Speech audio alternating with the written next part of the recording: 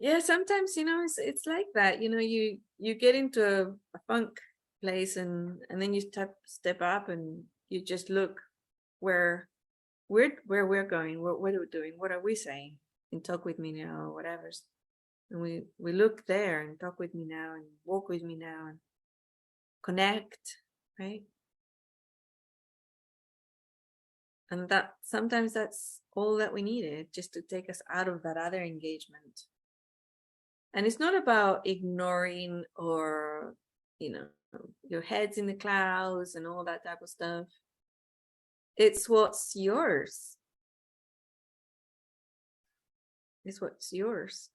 Your reality is your reality. And how often it's about, once you become clear about the fact that it's nothing to do with, well, it has something to do with your co-creators, but it's about your feeling about what's happening and your decisions that really dictates your reality, then you can really, really step up the game and start bringing in the new paradigm.